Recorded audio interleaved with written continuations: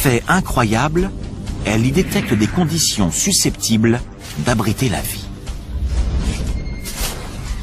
Si de telles conditions existent si proches de nous, que pourrait-on découvrir dans une autre galaxie, sur une planète identique à la Terre?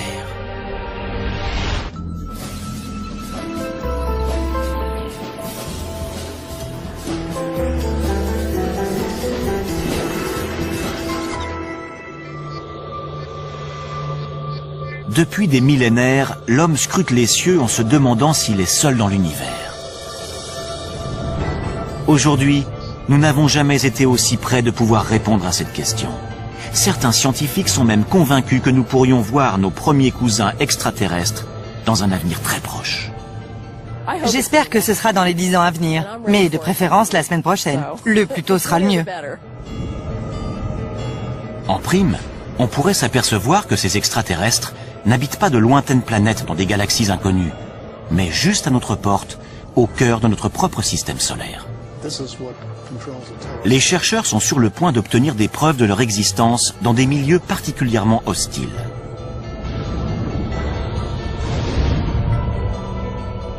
Notre voyage dans l'espace va nous conduire en 7 endroits de notre système solaire, afin de découvrir où pourraient se trouver ces créatures et à quoi elles pourraient ressembler.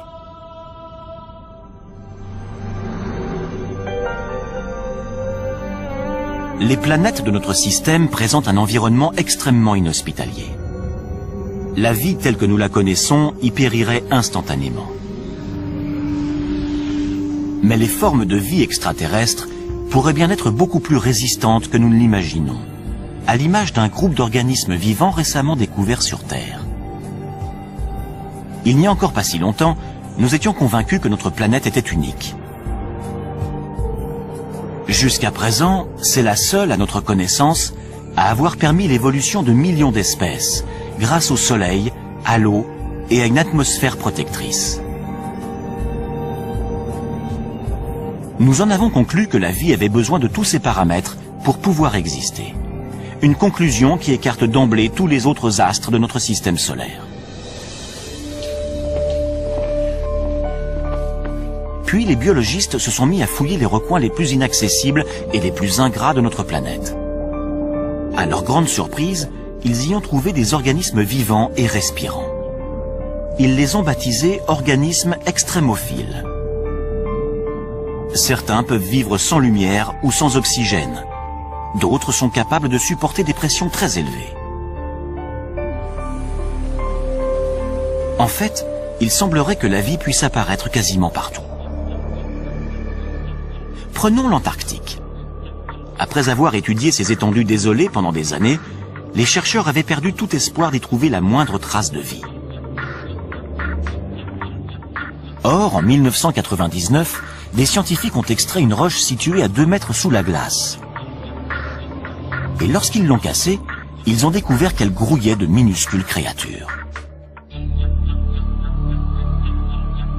Par moins 56 degrés et à 2 mètres sous la glace, la vie a réussi à s'installer. Les biologistes découvrent de plus en plus de formes de vie. Évidemment, il ne s'agit pas de kangourous, mais d'organismes primaires vivant dans des milieux très froids ou très chauds, ou soumis à des pressions ou à des taux de radiation énormes. La vie est parvenue à coloniser des endroits beaucoup plus diversifiés qu'on ne le pensait au sein même de notre planète. Si la vie est capable de s'imposer dans des conditions particulièrement difficiles sur Terre, pourquoi pas ailleurs dans le système solaire? Voilà qui ouvre de fabuleux horizons. À moins que notre planète ou notre système solaire n'ait quelque chose de miraculeux, la vie doit être extrêmement courante dans l'univers. À certains endroits, il doit sûrement y avoir des formes de vie intelligentes.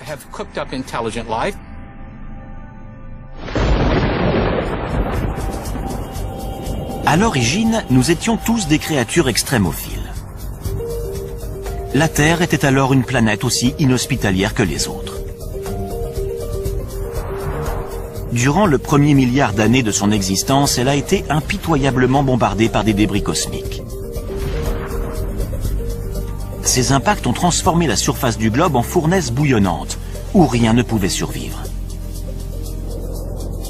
Mais une fois que le système solaire s'est mis en place et que la Terre a commencé à se refroidir, l'eau est apparue, ce qui a constitué la première étape de la vie.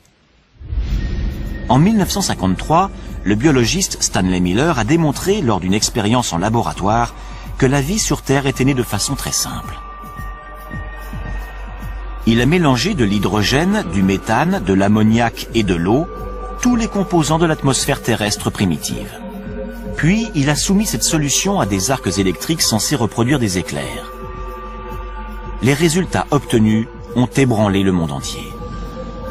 Le chercheur est ainsi parvenu à créer des acides aminés, les molécules organiques à la base de toute vie. Si des éclairs ont contribué à l'installation de la vie sur Terre, rien n'interdit de penser que la même chose ait pu se produire sur d'autres planètes. Qui plus est, les ingrédients utilisés par Miller ont été détectés par des sondes spatiales dans tout notre système solaire, y compris le plus indispensable à la vie. L'une des conditions requises pour toute forme de vie sur Terre, c'est de l'eau, sous forme liquide.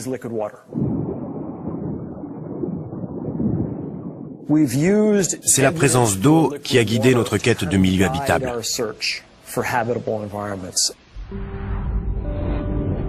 Notre voyage va nous conduire sur 7 astres célestes, dont certains contiennent potentiellement de l'eau et donc des créatures extraterrestres.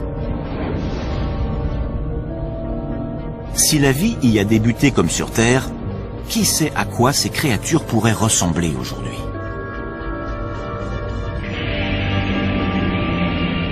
Commençons par la planète la plus emblématique, située non loin de la nôtre, Mars.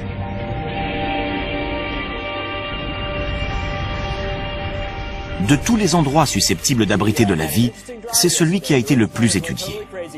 Le premier qui découvrira des Martiens, s'ils existent, c'est Steve Squyres, le responsable des observations pour la NASA. Mars a toujours exercé un attrait particulier sur les hommes. On sait depuis très longtemps que cette planète est sans doute celle qui ressemble le plus à la Terre. Elle possède en effet une atmosphère et des saisons. Mais l'homme y périrait rapidement car l'air y est rare. Seulement 1% de ce qu'il représente sur notre planète au niveau de la mer. Mars occupe également une position très défavorable dans le système solaire. Elle se trouve à proximité de la ceinture d'astéroïdes. Et comme son atmosphère est trop mince pour la protéger, elle est constamment bombardée de corps célestes. Les tempêtes et les vents violents qui balayent son sol sablonneux durant des semaines entières créent des tornades qui peuvent atteindre les 8 km de haut. La température de 0 degré à l'équateur en milieu de journée tombe à moins 70 degrés durant la nuit.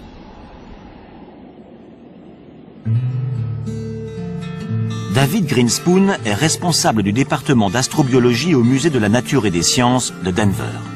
Pour lui, Mars est victime de sa petite taille. Quand je prends un café en hiver, je sais qu'un petit expresso va refroidir plus rapidement qu'un grand café. Plus un objet est gros, plus il va rester chaud longtemps, car son cœur est davantage protégé du froid. Pour les planètes, c'est la même chose. Une petite planète refroidira plus tôt dans son histoire qu'une grosse planète comme la Terre, qui va rester chaude durant des milliards d'années. Et ça va favoriser la vie. En dépit de ses désavantages, Mars a toujours fasciné les scientifiques, car sa surface semblait porter des traces de vie. Ces paysages montagneux, ces volcans et ces profonds ravins ne sont pas sans évoquer ceux de la Terre. Pour les premiers astronomes, ces caractéristiques indiquaient la présence d'océans et de rivières, et même de systèmes de canaux censés avoir été construits par des êtres vivants.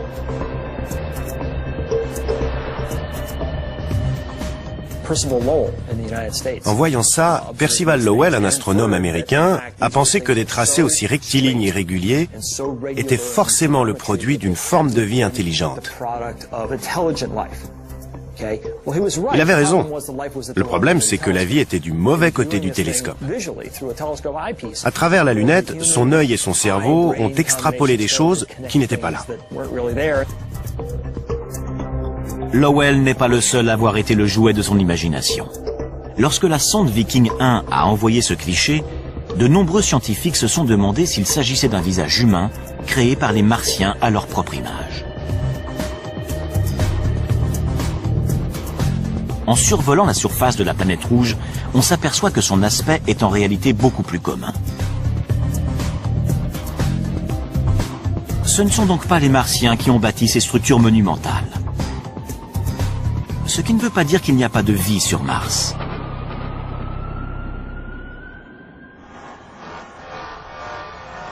Jusqu'à il y a peu, nous ne savions pas où chercher des extraterrestres dans notre système solaire. Pourtant, au cinéma, ils sont toujours parfaitement reconnaissables.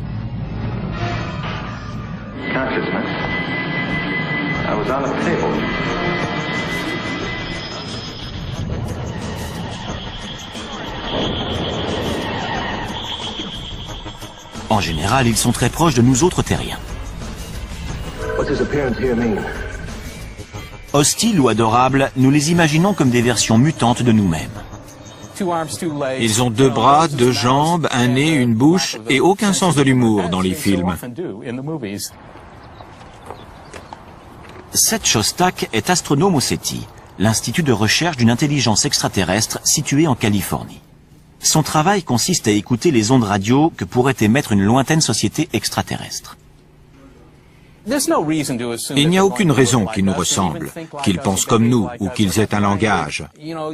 Rien que sur Terre, la nature peut prendre des formes très variées. S'il y a de la vie sur Mars, comment pourrait-elle survivre dans des conditions pareilles? Depuis les années 60, les scientifiques ont envoyé des dizaines de sondes sur la planète rouge. Les premières images de ces paysages désolés ont rapidement anéanti tout espoir d'y trouver des êtres dotés d'intelligence. Pour autant, Mars n'a pas livré tous ses secrets. S'il n'y a aucune preuve de canaux creusés par des Martiens, en revanche, il y a des traces indiquant une ancienne présence d'eau. À un moment donné de son histoire, la planète rouge a donc peut-être été bleue.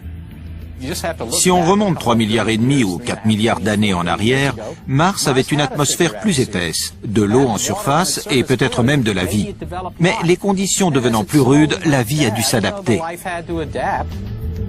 Ainsi, la vie aurait pu réussir à s'adapter sans disparaître. Car il existe peut-être encore de l'eau, sous forme liquide, dans le sous-sol. On a découvert ce qui ressemble à des rigoles sur des flancs de cratères.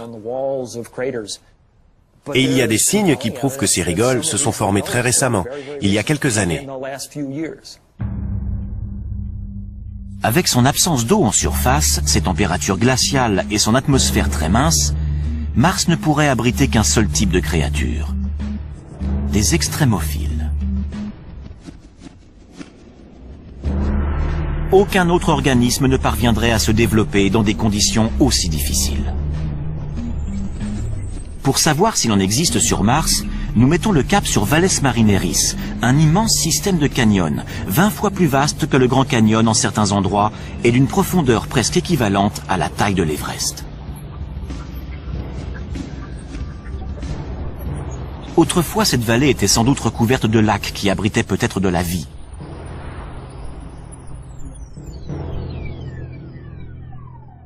L'eau s'étant évaporée, les organismes vivants auraient pu évoluer pour s'adapter à leurs nouvelles conditions de vie. On ne saura à quoi ressemblent ces créatures extrémophiles qu'une fois qu'on les aura trouvées. Mais elles pourraient être semblables à celles qui existent dans les endroits les plus inhospitaliers de notre planète. Voici des biologistes hors du commun. Il s'agit d'astrobiologistes qui traquent les espèces terrestres qu'on serait susceptible de retrouver dans l'espace. Rocco Mancinelli est l'un d'eux, et il recherche des organismes extrémophiles martiens. Si certains se sont enterrés, comme c'est vraisemblablement le cas, que s'est-il passé? Ils ont trouvé des poches d'eau salée. Et qui peut vivre dans de l'eau salée? Des organismes halophiles.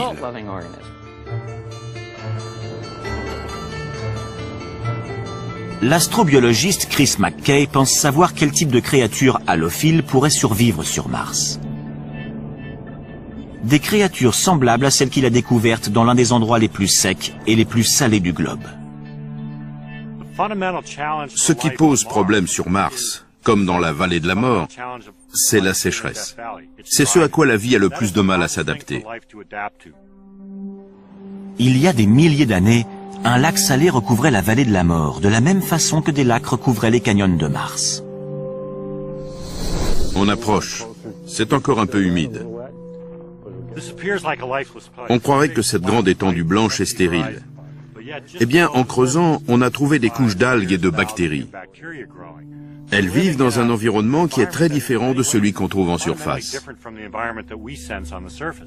Voilà un endroit qui semble mort et pourtant, il suffit de gratter un peu pour y trouver de la vie. Cette couche d'algues vertes subsiste grâce à l'eau et à la lumière qui filtre à travers la croûte de sel.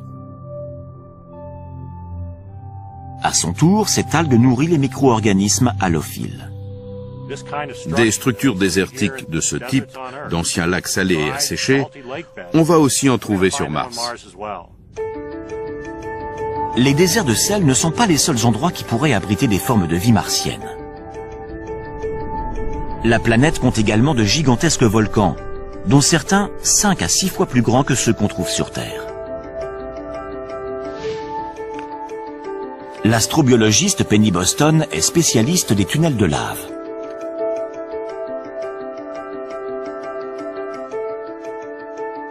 Il n'y a pas si longtemps, on pensait que ces grottes étaient totalement stériles car le soleil n'y pénètre jamais, empêchant toute photosynthèse.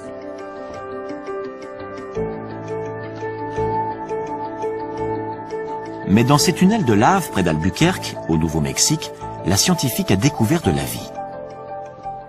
On sait qu'il y a énormément de tunnels de lave sur Mars. Donc ici, on a l'occasion d'étudier leur formation et les organismes qui y vivent.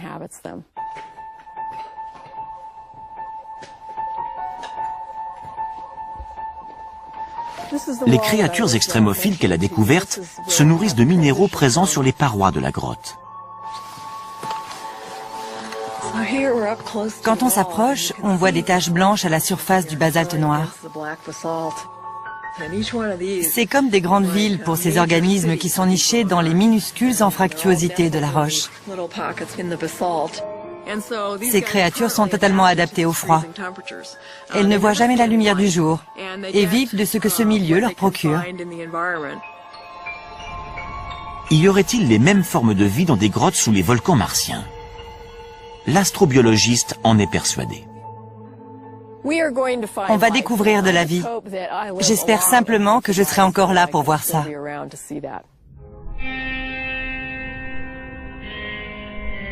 Nous avons peut-être déjà côtoyé des Martiens sans le savoir.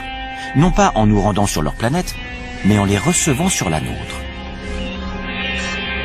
Il y a 16 millions d'années, un astéroïde s'est écrasé sur Mars et a propulsé une roche de 2 kilos dans l'espace. Cette roche s'est dirigée vers la Terre et a atterri en Antarctique. 2 scientifiques de la NASA, David McKay et Everett Gibson, ont eu la surprise de découvrir des fossiles à l'intérieur. L'eau a creusé de minuscules tunnels dans la roche. Et dans ces tunnels, les 2 chercheurs ont trouvé ce qu'ils pensent être des traces de vie bactérienne. Ce sont des microbes morts, fossilisés. À certains endroits, on ne voit plus leur forme, simplement l'empreinte qu'ils ont laissée. Des êtres vivants venus de Mars? Peut-être. Notre équipe est convaincue qu'il s'agit d'organismes vivants fossilisés. On ne l'a pas encore établi avec certitude, donc beaucoup de gens sont encore sceptiques, mais on continue à rassembler des preuves. Les résultats sont concluants. Notre but est de démontrer qu'il s'agit bien de fossiles d'êtres vivants. Et les recherches ne font que commencer. En mai 2008, la NASA a envoyé sur Mars une sonde baptisée Phoenix. Elle a recueilli des fragments de glace et transmis des milliers de clichés avant de cesser de fonctionner en novembre 2008. la NASA projette maintenant d'envoyer des scientifiques sur Mars. S'ils ne rencontrent pas les petits hommes verts de nos fantasmes, en revanche, ils pourraient bien rencontrer de la vie. Mais sous quelle forme? Sans doute des créatures souterraines capables de survivre avec très peu d'eau.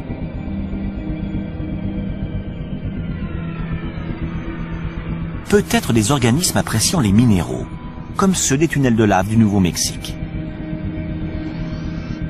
Une découverte de ce type aurait une portée colossale.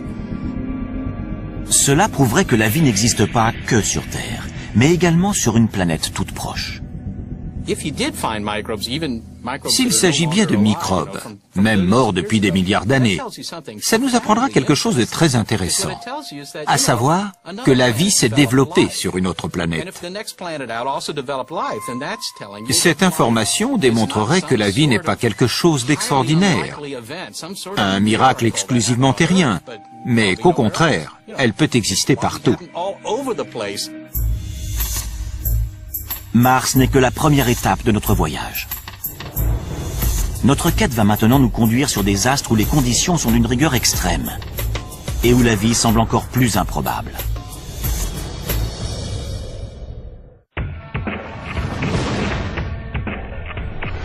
Nous mettons le cap sur la ceinture d'astéroïdes située entre Mars et Jupiter.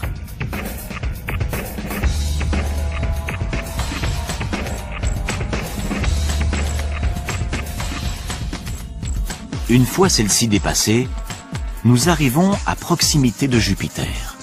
C'est la plus grande planète de notre système solaire, mais elle est particulièrement hostile à la vie en raison de ses gaz toxiques et de sa pesanteur très importante.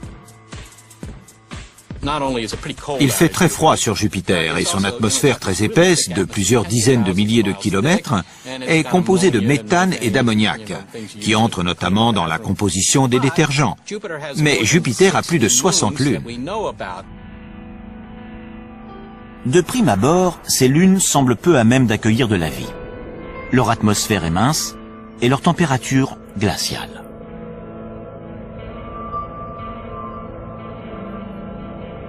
Sur Callisto, il fait moins 250 degrés.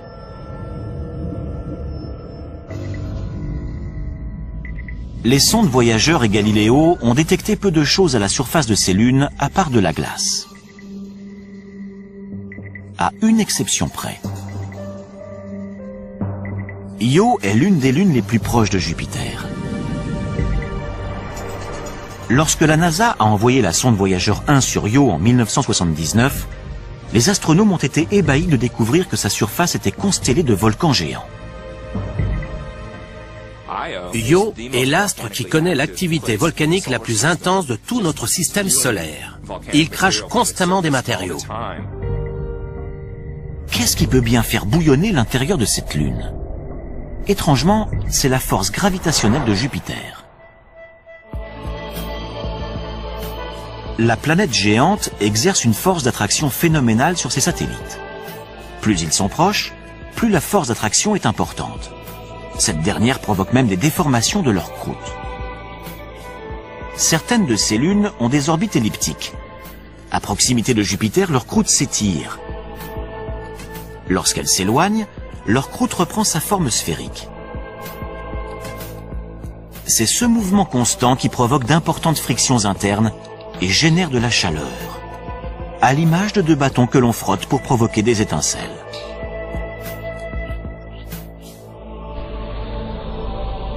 L'attraction de Jupiter réchauffe ainsi Io de l'intérieur. Mais ses fumées volcaniques et son absence d'eau la rendent peu apte à abriter de la vie.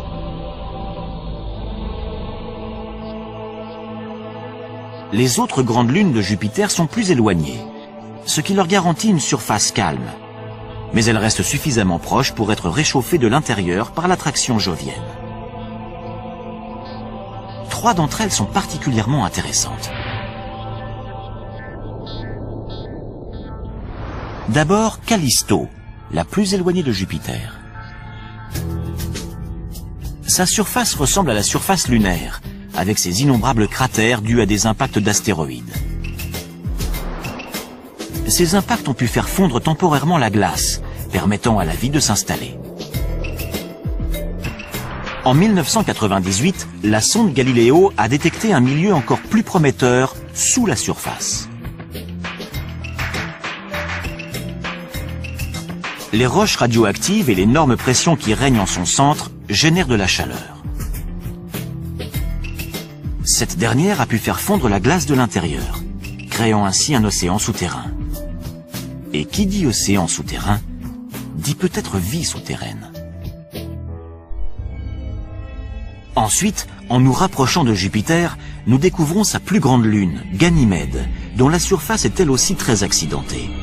Son relief fait penser à celui d'un pneu. Ces points brillants sont des cratères pouvant mesurer jusqu'à 5 km de diamètre et probablement recouverts de glace. Ces photos nous donnent un bon aperçu de l'endroit où la vie pourrait se cacher. On y voit des glaciers en mouvement.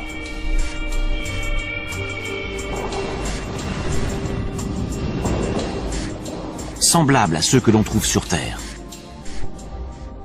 Ces glaciers qui avancent sont également le signe d'une chaleur interne.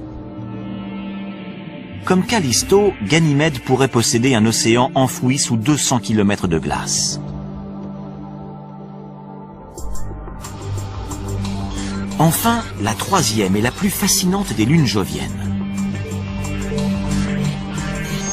Baptisée Europe, c'est la plus proche de Jupiter. Cette proximité laisse penser que son cœur est beaucoup plus chaud que celui de Callisto ou de Ganymède.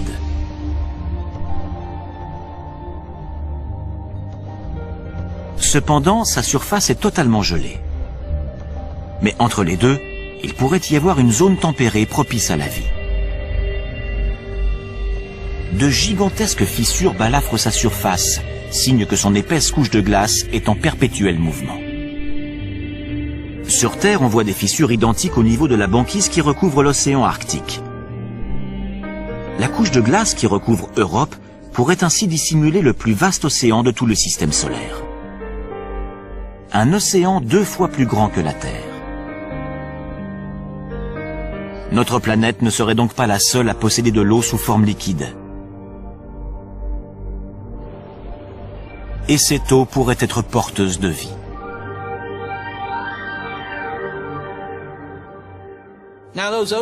Si ces océans existent, et il y a de fortes chances pour que certains existent effectivement, ils sont là depuis plus de 4 milliards d'années. Depuis tout ce temps, il est très probable que de la vie ait réussi à se créer. L'océan d'Europe est sans doute aussi agréable et aussi propice à la vie que les nôtres. Peut-être même que certains de nos animaux marins pourraient y vivre. Mais l'eau doit y être très froide, voire pleine de glace fondue. Et la lumière n'y pénètre jamais car la banquise qui recouvre Europe mesure une quinzaine de kilomètres d'épaisseur. On n'aurait jamais imaginé que ce type d'endroit puisse abriter de la vie avant une fabuleuse découverte faite au large des côtes de l'équateur. À des kilomètres de profondeur dans le Pacifique, des biologistes ont découvert des myriades de vers tubicoles, de crabes et même de calmars. Ces animaux prospèrent en dépit d'une obscurité totale, d'un froid intense et d'une pression colossale. Ils se nourrissent de bactéries qui vivent non pas de la lumière du soleil, mais de composés minéraux dissous s'échappant du sol. On pourrait trouver des sources hydrothermales similaires sur Europe.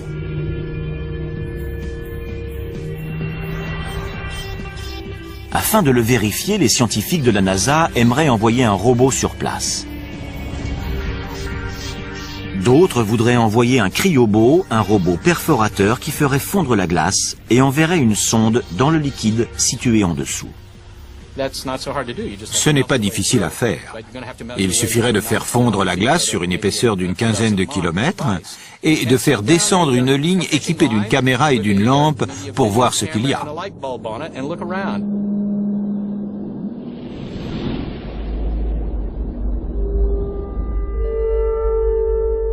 On ne peut pas exclure la possibilité que des formes de vie évoluées s'y soient développées. Peut-être même aussi évoluées que celles qu'on trouve chez nous. Mais il est plus probable qu'on n'y découvrirait que des microbes. De quoi révolutionner cependant notre approche de la naissance et de l'évolution de la vie. Serait-elle également susceptible d'éclore dans des endroits totalement glacials ou au sein de lacs formés non pas d'eau mais de substances chimiques toxiques? Pour le savoir, il nous faut poursuivre notre voyage dans l'espace. Nous sommes maintenant à des milliards de kilomètres du Soleil, à des milliards de kilomètres de sa chaleur et de sa lumière. Nous dépassons Jupiter pour arriver à la deuxième plus grande planète du système solaire, Saturne. En arrivant à proximité de ces anneaux, nous apercevons les tourbillons de gaz qui saturent son atmosphère.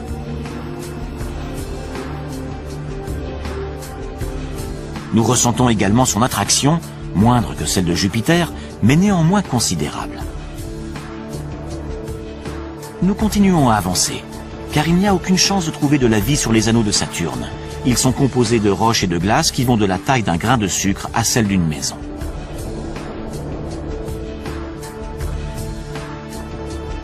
Mais Saturne possède plusieurs lunes.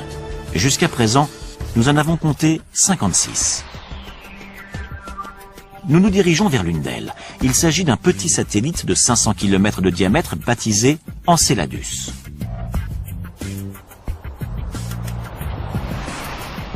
Ici, la pesanteur est très faible par rapport à la Terre. Et l'atmosphère quasi inexistante.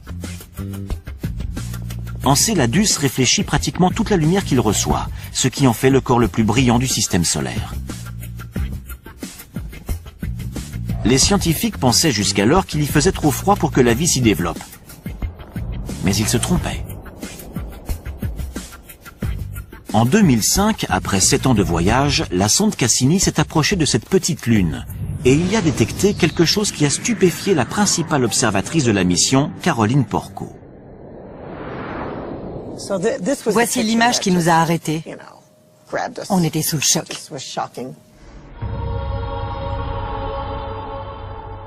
Il s'agit de panaches de vapeur d'eau en provenance d'un geyser. Au contact du vide glacial de l'espace, la vapeur d'eau chaude se transforme en jet de glace. En l'absence de pesanteur pour les ralentir, les nuages de glace peuvent devenir aussi gros que l'astre lui-même. La scientifique n'a jamais rien vu de tel. C'est le rêve pour un astronome de découvrir un corps comme Enceladus. Ces jets, ces fontaines, crachent de la vapeur et de la neige gelée à des centaines de kilomètres au-dessus du pôle sud d'Enceladus. La conclusion s'impose d'elle-même. Enceladus bout de l'intérieur. Comme dans le cas de Jupiter, le formidable champ gravitationnel de Saturne déforme ses satellites, créant ainsi friction et chaleur en leur centre.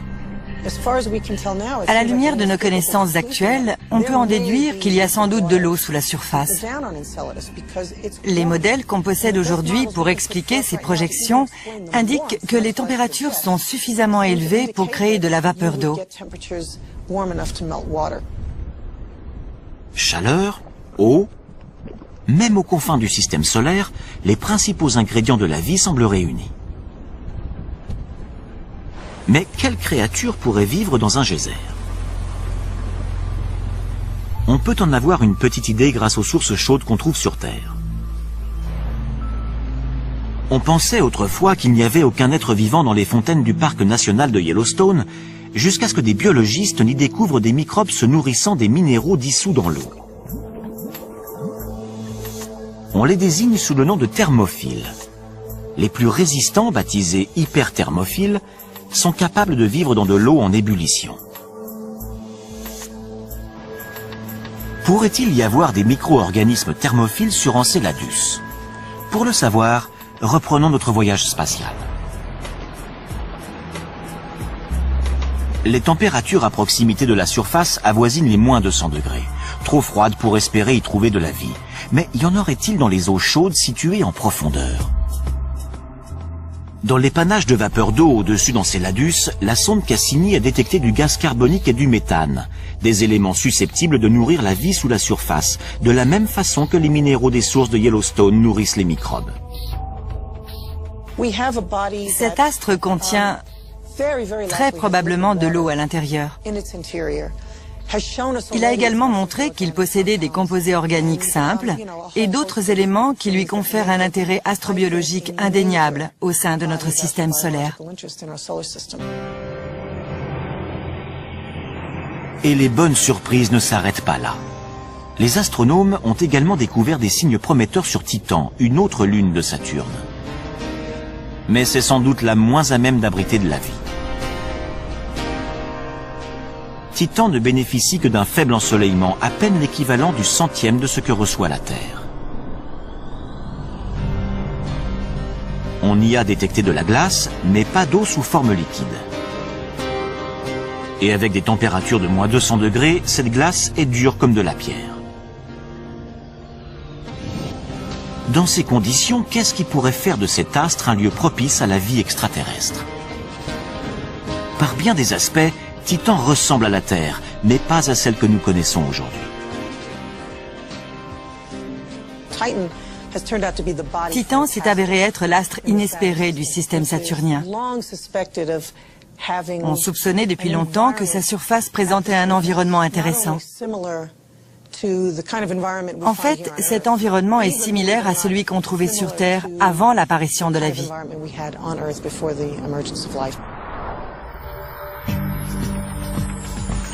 Titan a tellement intrigué les membres de l'équipe de Caroline Porco que la sonde Cassini y a largué un module en 2005. C'est la mission de terrain la plus lointaine jamais effectuée. Mais le module n'a détecté que des crêtes et des plaines. Par la suite, un survol de la sonde Cassini a révélé la présence d'un littoral. Puis, ce sont des centaines de lacs qui sont apparus, dont un, plus étendu que les grands lacs nord-américains.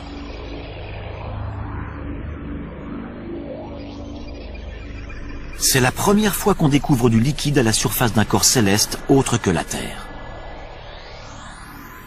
Ça ressemble au Minnesota, sauf que ces lacs ne sont pas composés d'eau, mais de gaz naturel liquide. Ceci n'est pas de la neige, mais des gouttes de méthane. Il y a également des vents qui peuvent être très violents, ainsi que des ouragans de méthane.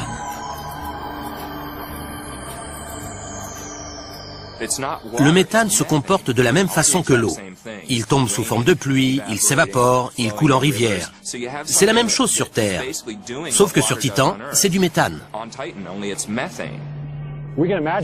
Les paysages de Titan ressemblent à ça. Imaginez un ciel orange à cause des particules organiques. Imaginez que tout ce blanc, c'est de la glace très dure en raison du froid qui règne sur Titan, et que cette eau, c'est du méthane liquide. Des conditions similaires existaient sur notre planète il y a 4 milliards d'années. C'est pourquoi les scientifiques pensent que Titan pourrait abriter de la vie. Les réactions chimiques se produisent même à très basse température. Ça prend beaucoup plus de temps, mais Titan a eu 4 milliards d'années pour arriver à créer quelque chose. Ce quelque chose a dû se créer sans eau sous forme liquide, ce qui ne s'est encore jamais vu. Mais les scientifiques n'excluent pas cette hypothèse pour autant.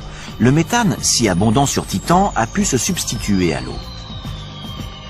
Utilisé comme combustible sur Terre, il a longtemps été considéré comme mortel pour toute forme de vie.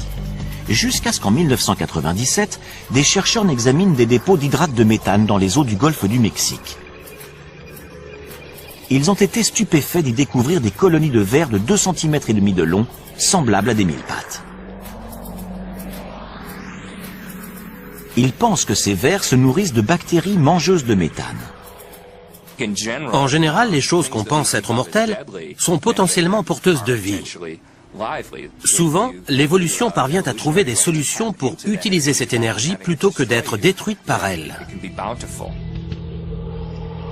Mais il reste un obstacle majeur à la vie à la surface de Titan. La faiblesse de son champ magnétique. Les êtres vivants seraient alors exposés aux radiations cosmiques.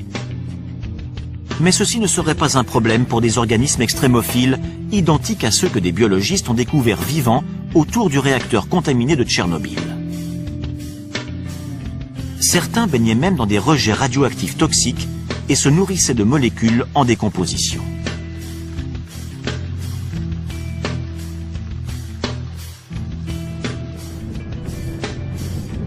Il est possible que la vie sur Titan ait pu s'adapter de la même façon. Ces lacs de méthane abritent peut-être des bactéries amatrices de substances chimiques.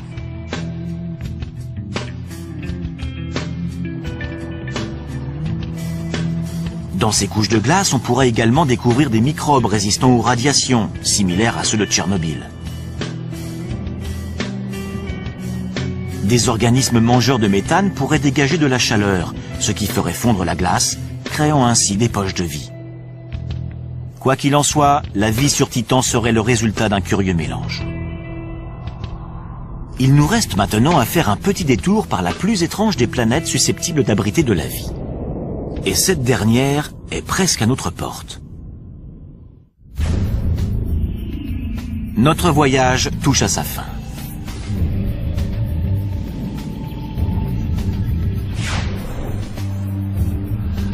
Après nous être rendus au cœur de déserts glacés, d'océans souterrains et de lacs de méthane, nous revenons en direction de la Terre pour faire une halte sur l'astre le plus extrême de tous, Vénus, la planète du système solaire la plus proche de nous. Si la vie parvenait à s'installer ici, elle pourrait exister quasiment partout.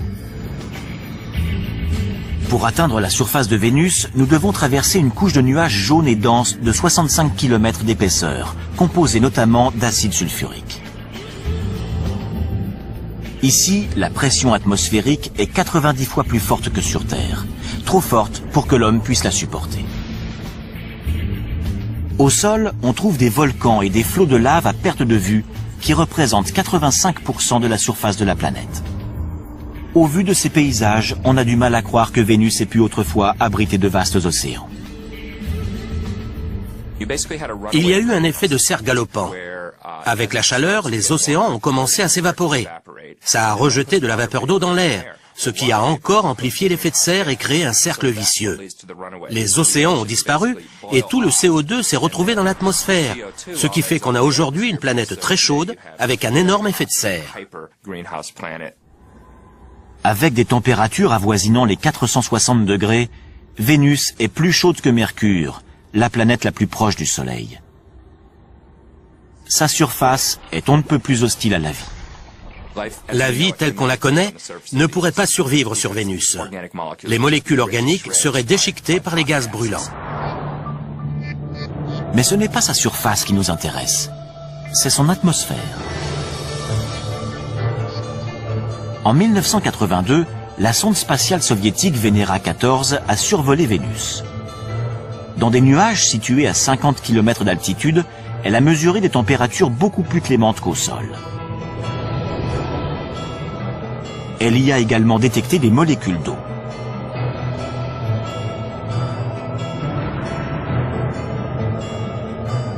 Jusqu'à présent, toute l'eau que nous avons découverte au-delà de la Terre était sous forme solide.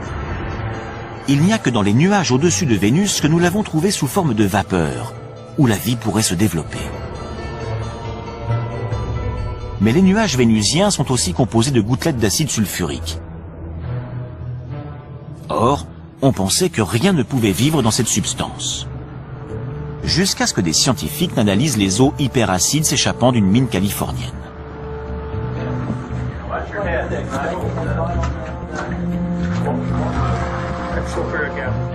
Dans de l'acide sulfurique suffisamment corrosif pour attaquer des métaux, des vêtements ou de la chair humaine, ils ont découvert des organismes extrémophiles. Ces créatures acidophiles se nourrissent de composés sulfurés comme le sulfure de fer. Ils dévorent le fer et rejettent l'acide sulfurique.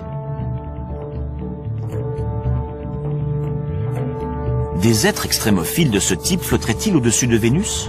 L'astrobiologiste David Grinspoon pense que c'est envisageable. Dans les nuages de Vénus, il y a peut-être des organismes acidophiles.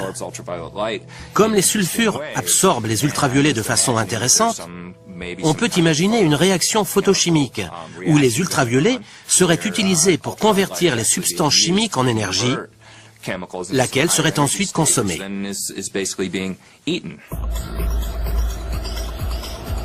À quoi pourraient bien ressembler ces organismes extraterrestres s'ils existent?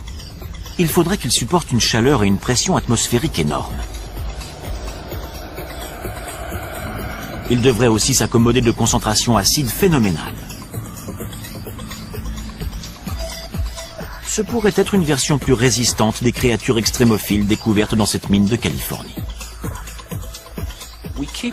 On n'arrête pas de découvrir de la vie dans des endroits qu'on pensait inhabités. Donc, quand on entend « c'est impossible qu'il y ait de la vie dans les nuages vénusiens », il faut être très méfiant parce que ça traduit simplement notre ignorance ou notre manque d'inventivité. Or, la nature est beaucoup plus inventive que nous et semble toujours trouver des solutions à ces problèmes.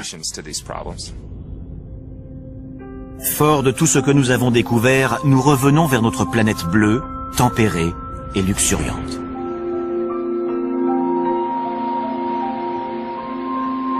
Nous savons désormais que les environnements les plus extrêmes sont capables d'abriter des êtres vivants. Les organismes extrémophiles ressemblent sans doute aux premières formes de vie dans l'univers, et ils pourraient bien exister partout. Ces formes de vie très simples auraient-elles pu donner naissance à des êtres intelligents quelque part dans le cosmos? Depuis plus de 40 ans, les scientifiques de l'Institut SETI scrutent les cieux pour tenter de répondre à cette question. Et l'astronome Seth Shostak est persuadé qu'il saura identifier les manifestations d'une vie extraterrestre. On a plusieurs projets destinés à localiser d'éventuels signaux et le plus important, c'est un projet de recherche radio. Pour ça, on utilise de grandes antennes pointées en direction des systèmes stellaires proches qui seraient susceptibles de comporter des planètes semblables à la Terre. On espère recevoir un signal nous démontrant que quelqu'un là-bas a été assez intelligent pour construire un émetteur radio. Une façon de continuer à mener l'enquête sans quitter la Terre. Récemment, des astronomes ont réussi à capter suffisamment de lumière en provenance de lointaines planètes d'autres systèmes solaires pour en déduire leur composition chimique. Et ils ont alors découvert des composés entrant dans la formation de l'ARN, l'un des éléments clés de l'apparition de la vie sur Terre. À 20 années-lumière de nous, dans la constellation de la Balance, des astronomes européens ont identifié une planète qui serait suffisamment tempérée pour posséder de l'eau sous forme liquide en surface.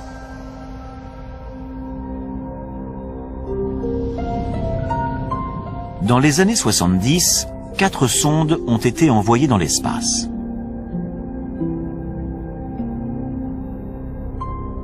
Deux d'entre elles transportent notamment une carte de notre système solaire, ainsi que la représentation d'un homme et d'une femme. Les deux autres contiennent un échantillon d'uranium, dont la vitesse de désintégration permettra leur datation, ainsi que divers enregistrements dont une composition de Bach.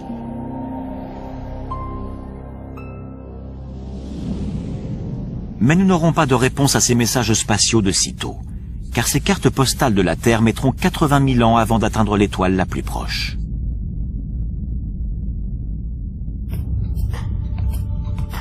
Notre quête de vie extraterrestre ne fait donc que commencer. Il y a des milliards de planètes à explorer, et chacune d'elles est potentiellement porteuse de vie, voire de formes de vie intelligentes. Il serait grotesque de penser que nous sommes les seuls dans l'univers. Ça ne tient pas la route. Le fait de savoir si nous sommes ou non les seuls êtres vivants est crucial pour l'humanité tout entière. C'est une question qu'on doit se poser. Quelque part dans une galaxie connue ou inconnue, quelque chose ou quelqu'un regarde peut-être en direction de la Voie lactée en se demandant « Est-ce qu'il y a de la vie là-bas »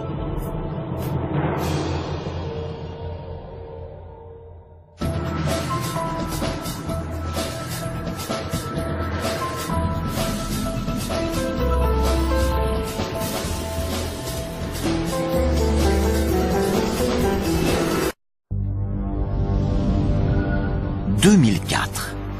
La sonde Cassini s'approche de Saturne et de ses 56 lunes.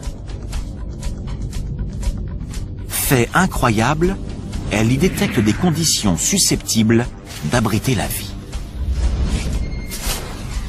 Si de telles conditions existent si proches de nous, que pourrait-on découvrir dans une autre galaxie, sur une planète identique à la Terre ?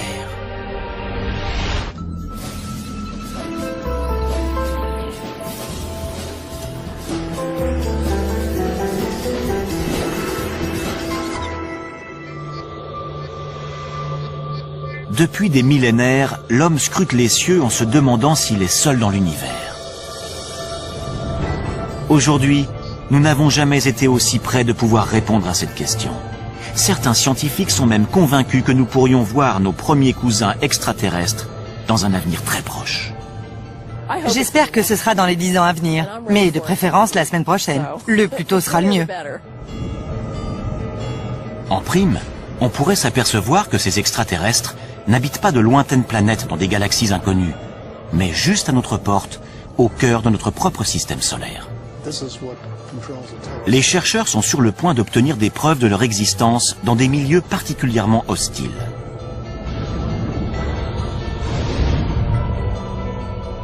Notre voyage dans l'espace va nous conduire en 7 endroits de notre système solaire, afin de découvrir où pourraient se trouver ces créatures et à quoi elles pourraient ressembler.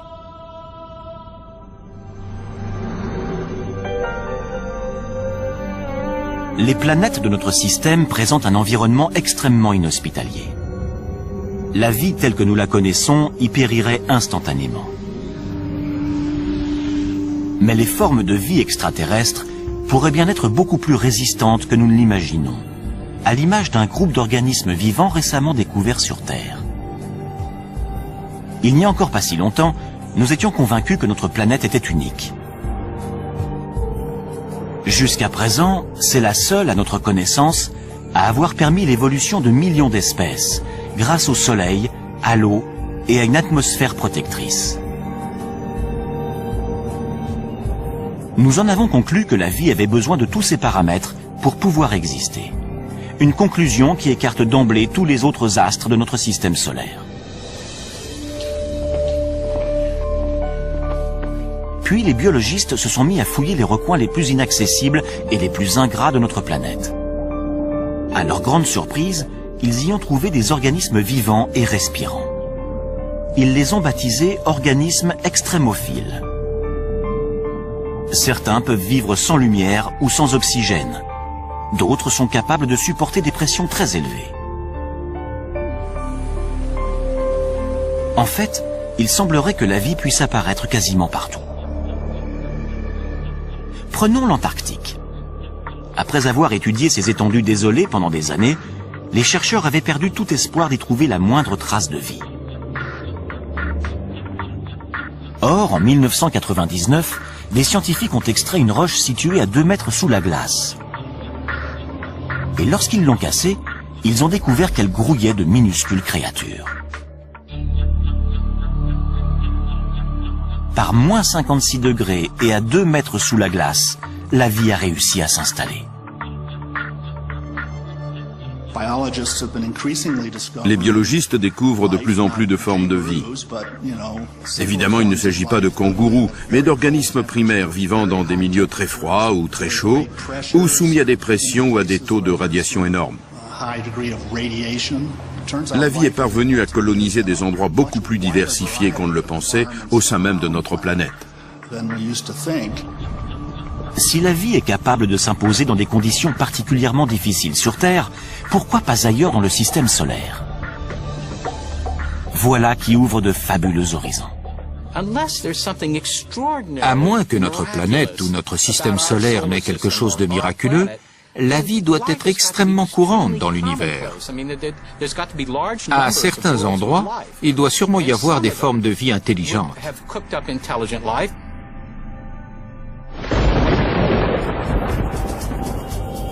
À l'origine, nous étions tous des créatures extrémophiles. La Terre était alors une planète aussi inhospitalière que les autres. Durant le premier milliard d'années de son existence, elle a été impitoyablement bombardée par des débris cosmiques. Ces impacts ont transformé la surface du globe en fournaise bouillonnante, où rien ne pouvait survivre.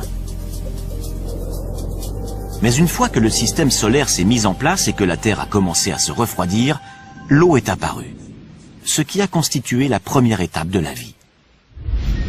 En 1953, le biologiste Stanley Miller a démontré lors d'une expérience en laboratoire que la vie sur Terre était née de façon très simple.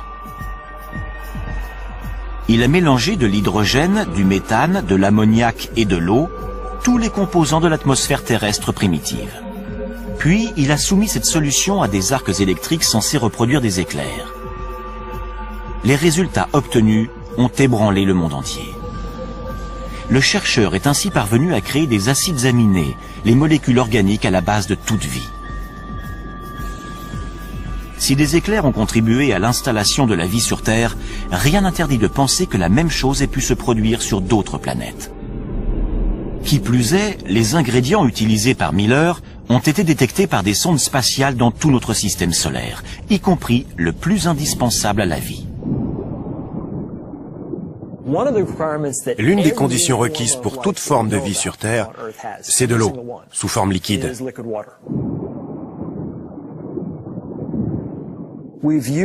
C'est la présence d'eau qui a guidé notre quête de milieux habitables.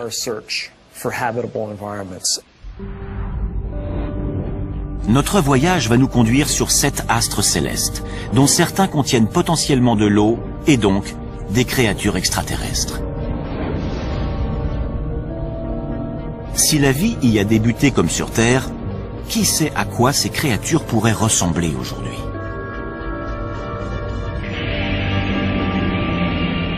Commençons par la planète la plus emblématique, située non loin de la nôtre, Mars.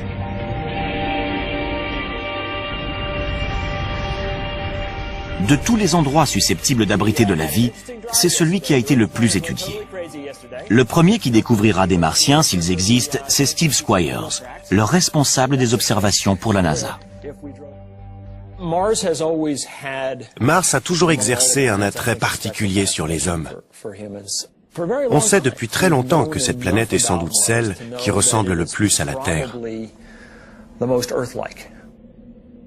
Elle possède en effet une atmosphère et des saisons. Mais l'homme y périrait rapidement car l'air y est rare. Seulement 1% de ce qu'il représente sur notre planète au niveau de la mer.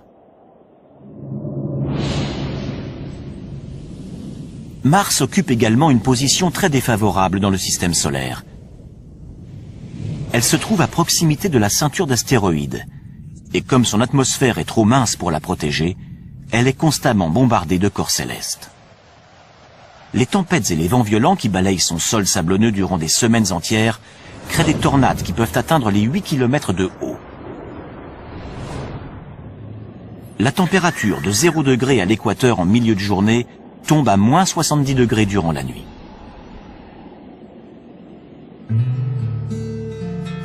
David Grinspoon est responsable du département d'astrobiologie au Musée de la Nature et des Sciences de Denver. Pour lui, Mars est victime de sa petite taille. Quand je prends un café en hiver, je sais qu'un petit expresso va refroidir plus rapidement qu'un grand café. Plus un objet est gros, plus il va rester chaud longtemps, car son cœur est davantage protégé du froid. Pour les planètes, c'est la même chose. Une petite planète refroidira plus tôt dans son histoire qu'une grosse planète comme la Terre, qui va rester chaude durant des milliards d'années. Et ça va favoriser la vie. En dépit de ses désavantages, Mars a toujours fasciné les scientifiques, car sa surface semblait porter des traces de vie. Ses paysages montagneux, ses volcans et ses profonds ravins ne sont pas sans évoquer ceux de la Terre. Pour les premiers astronomes, ces caractéristiques indiquaient la présence d'océans et de rivières, et même de systèmes de canaux censés avoir été construits par des êtres vivants.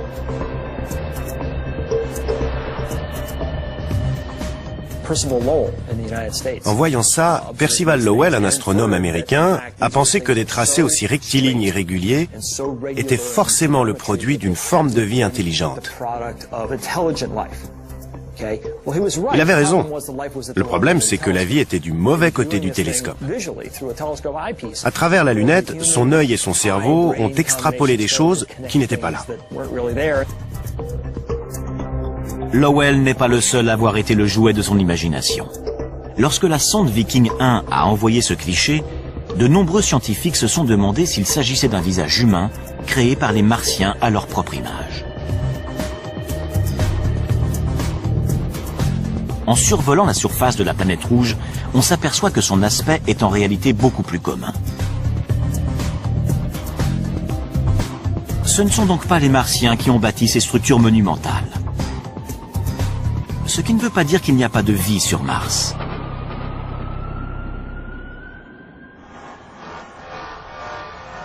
Jusqu'à il y a peu, nous ne savions pas où chercher des extraterrestres dans notre système solaire.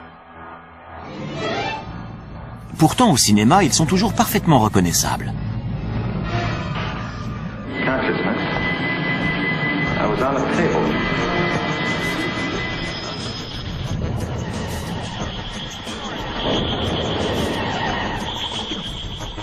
En général, ils sont très proches de nous autres terriens. Hostiles ou adorables, nous les imaginons comme des versions mutantes de nous-mêmes. Ils ont 2 bras, 2 jambes, un nez, une bouche et aucun sens de l'humour dans les films. Seth Shostak est astronome au SETI, l'institut de recherche d'une intelligence extraterrestre situé en Californie.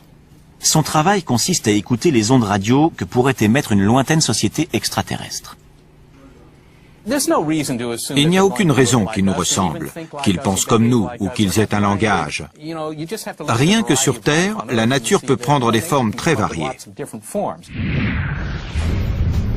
S'il y a de la vie sur Mars, comment pourrait-elle survivre dans des conditions pareilles?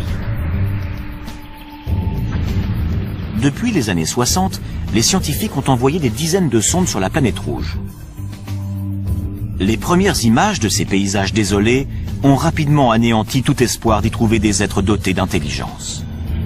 Pour autant, Mars n'a pas livré tous ses secrets. S'il n'y a aucune preuve de canaux creusés par des Martiens, en revanche, il y a des traces indiquant une ancienne présence d'eau. À un moment donné de son histoire, la planète rouge a donc peut-être été bleue. Si on remonte 3,5 milliards ou 4 milliards d'années en arrière, Mars avait une atmosphère plus épaisse, de l'eau en surface et peut-être même de la vie. Mais les conditions devenant plus rudes, la vie a dû s'adapter. Ainsi, la vie aurait pu réussir à s'adapter sans disparaître. Car il existe peut-être encore de l'eau, sous forme liquide, dans le sous-sol. On a découvert ce qui ressemble à des rigoles sur des flancs de cratères. Et il y a des signes qui prouvent que ces rigoles se sont formées très récemment, il y a quelques années. Avec son absence d'eau en surface, ses températures glaciales et son atmosphère très mince, Mars ne pourrait abriter qu'un seul type de créature. Des extrémophiles. Aucun autre organisme ne parviendrait à se développer dans des conditions aussi difficiles. Pour savoir s'il en existe sur Mars, nous mettons le cap sur Valles Marineris, un immense système de canyons, 20 fois plus vaste que le Grand Canyon en certains endroits et d'une profondeur presque équivalente à la taille de l'Everest. Autrefois, cette vallée était sans doute recouverte de lacs qui abritaient peut-être de la vie.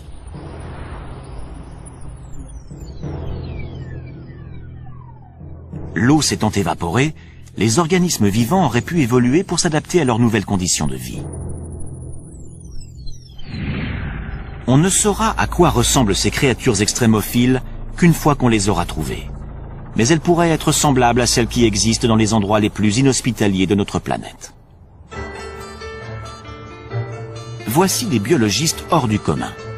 Il s'agit d'astrobiologistes qui traquent les espèces terrestres qu'on serait susceptible de retrouver dans l'espace. Rocco Mancinelli est l'un d'eux, et il recherche des organismes